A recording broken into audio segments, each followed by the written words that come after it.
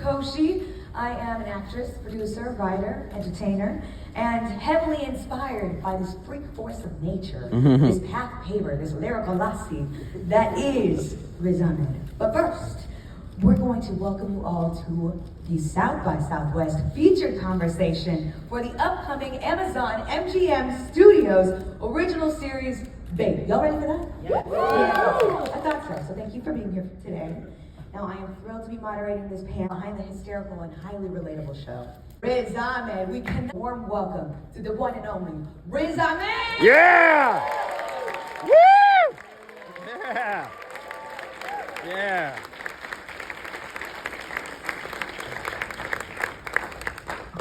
Hey everyone. Yo, the series is incredible. I'm sorry, no spoilers, except it's incredibly good. I got a special link to the series, so if you open up your phones, I can airdrop it to you. Listen, man, it is incredible to see you. Welcome to Good to Texas. see you as well. Thanks. Like, I don't know, when Star Wars released the photo that I was in the cast, I had all these people hitting me up, texting me like, oh bro, you're killing it, amazing, wow, you're smashing it. That same week, I got banned from my local supermarket for suspected shoplifting. I was not shoplifting. I should have been. But Now that you clarify it so hard, it seems like I had my washing machine broke. I didn't have any clean clothes. I was wearing bright pink swim shorts and a bright pink puffer jacket. I had a massive bag full of dirty laundry. They thought I was a crazy person. I came in. I forgot to beat the pizza on the way out. They started accusing me of shoplifting. I hadn't slept very much, and I was like, "Bro, I'm in Star Wars." It was like, "He's definitely crazy," and banned me from the thing. And I was like, "There's the gap between like."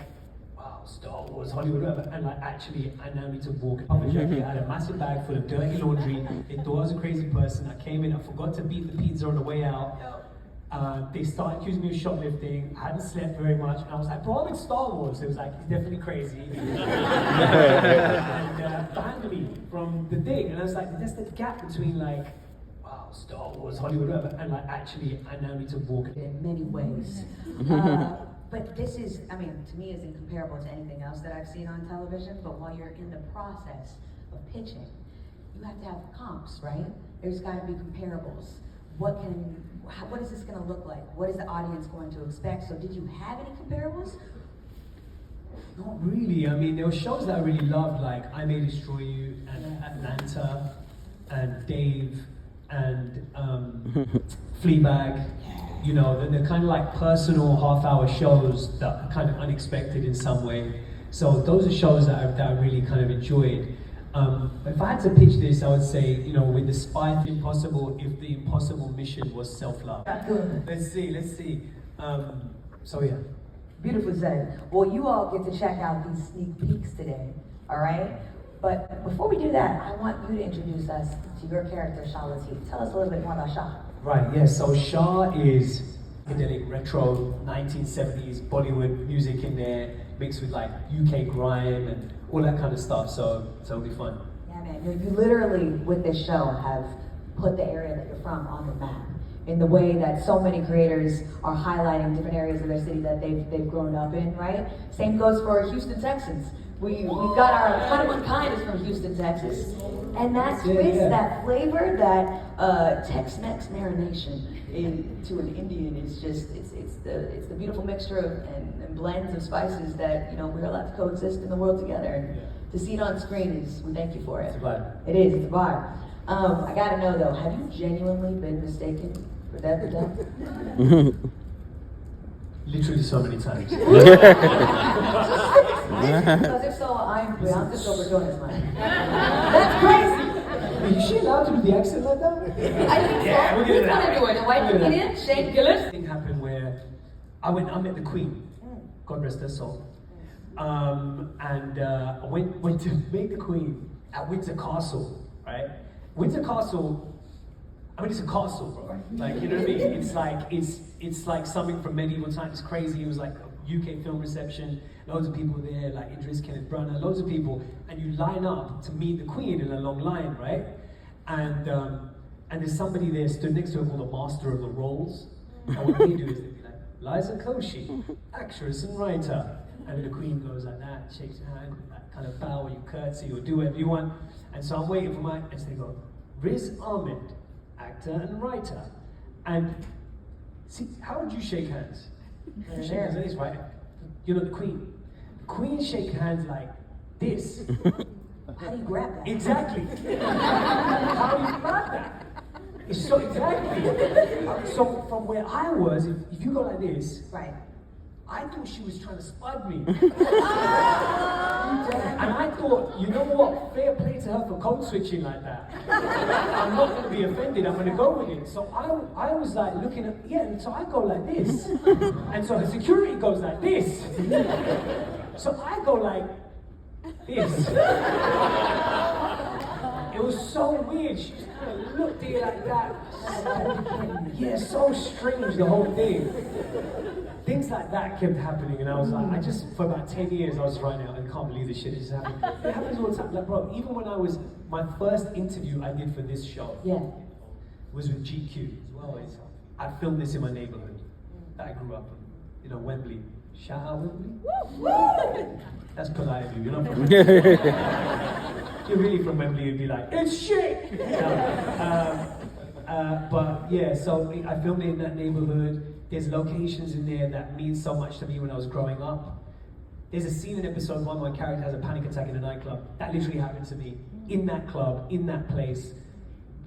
I wanted to recreate certain episodes from my life in that way. So there was overlap, but it's not just, it's not like it's not like a biopic, Yeah, I get you. Can I ask how you made it through that panic attack as Riz versus as Shah? Drugs mainly. It was what I was doing there. No, it's just an interesting story.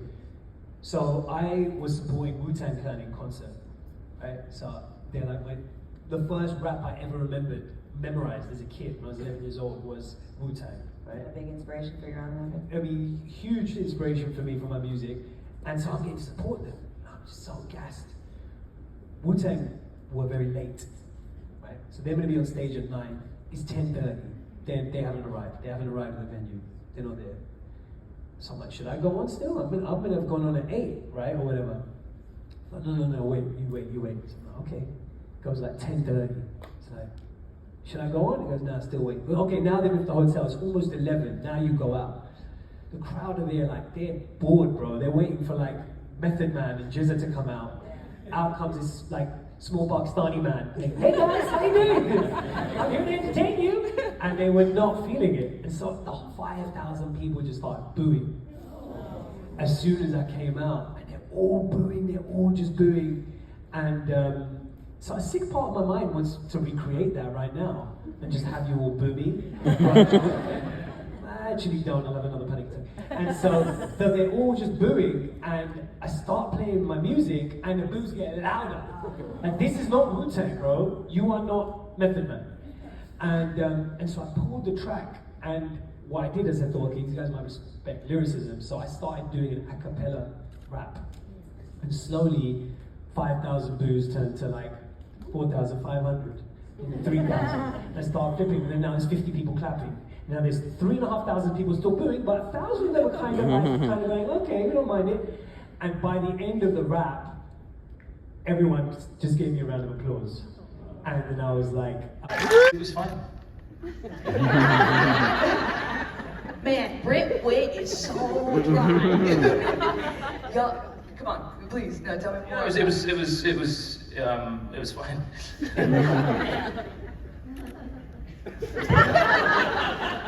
So take me back then. Take me back to the moment that this opportunity crossed your desk for the first time. Why was it that you had to be involved in the project? Look, I've been lucky to work with some, really great filmmakers. Sam Mendes, Armando Iannucci, Christopher Nolan, Danny Boyle, because I didn't physically assault the guy.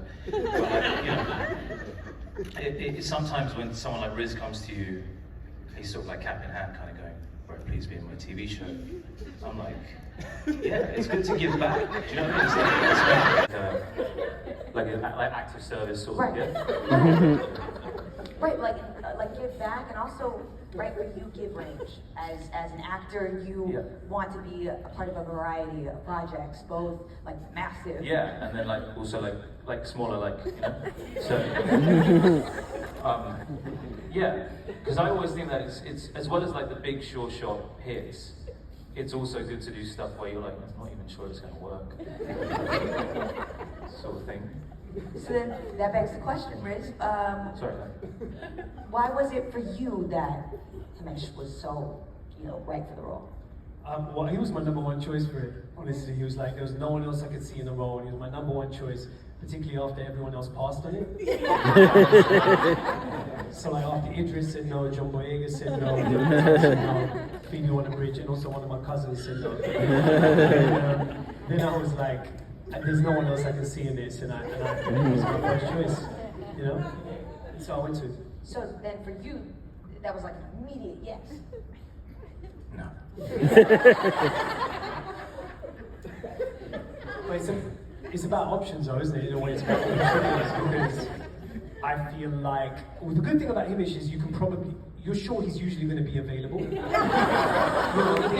you're sure has anyone seen it? I mean, It's not out in US theatres yet. well, yeah, but my point is, I'm saying what I admire about you though is that you're not scared to like make stuff that hardly anyone might watch unless like a substitute English teacher puts it on. Do you know what I mean? I'm fearless in that way. I'm fearless, and I think he's fearless as well. I think look, you can admit, like, something that's really amazing about Himesh is he's willing to laugh at himself, right?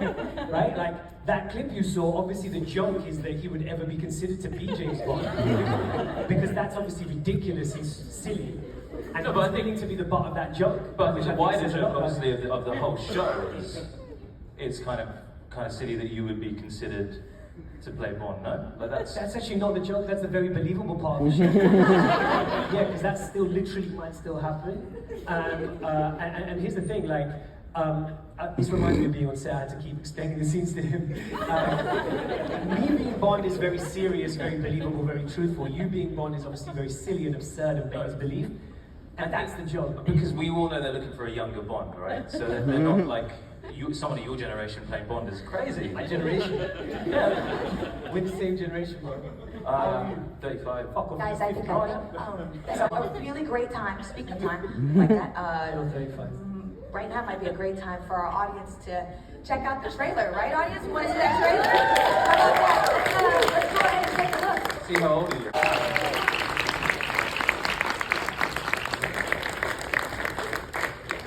Hey y'all, how's everyone doing? My name is Councilmember Zoe Gowdery. I proudly represent District 9 on the Austin City Council. I'm also proud to say I'm the first Muslim and first South Asian on the Austin City Council.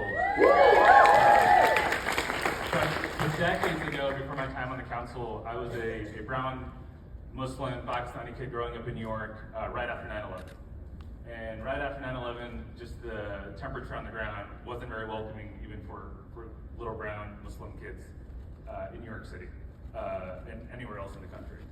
And when I looked at the media for some sort of relief from all that, I saw people who looked like me, who looked like everyone on the stage, either a joke, either made fun of because of how they looked or how they sounded, or they were a villain. They were always a terrorist in a movie. So fast forward a few years, listening to music like post 9/11 blues, listening to Sweatshop Boys, and seeing movies like Four Lions and Nightcrawler, which is so impactful for me and I know for folks in the community. But oddly, the most impactful thing, and it was a bit touched on during the panel, I have a little brother who's 17 years younger than me. He was a happy mistake, is what my parents say. But I took him to see Star Wars Rogue One. And I was in the theater, and I'd seen Star Wars growing up as a kid, didn't really know what I was getting into. And I saw Riz in the movie. And I was so touched that for the first time in my adult life, I saw someone who looked like me portrayed as a good guy, that I went to a toy store right after, and I got a Riz Ahmed action figure. And if you go to City Hall right now, on my desk is the Riz Ahmed action figure. So anytime I take any meeting, people see an action figure on my desk. But the city so appreciates the work that you've done. And on behalf of the city, we have a proclamation to present. So if you want to hold it, and I will read it.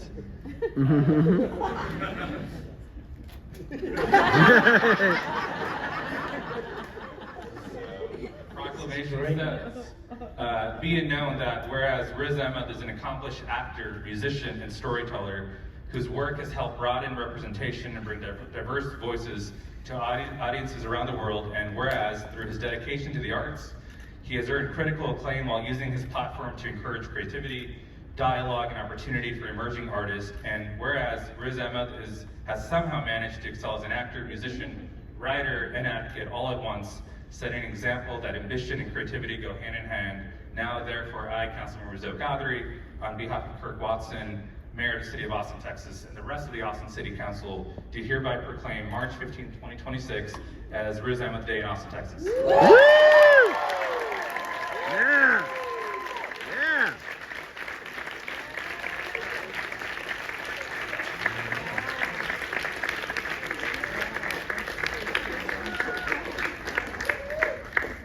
Long way from the booing. This is why it's really great to have cousins that work in government. And this is why nepotism is actually really underrated. Thank you so much, man. This is extremely, extremely meaningful. And I think of the actors up here today, you chose the correct one. To name the day after. I like to think it's all of us together. That's an interesting take. And so thank you for that very much. I also want to say that today in the UK is Mother's Day. But honestly, I think this is a better idea. With that, I'm going to take this back with me to the UK, see if we can replace Mother's Day with this. Hopefully your mom doesn't take that. She's going to be taking it. She's going to take this number. Thank you so much. It's extremely meaningful, and thank you for everything you're doing. Thank you to everyone out there who is trying to tell stories that are kind of stretching our idea of who and what might be considered human. And this is extremely important.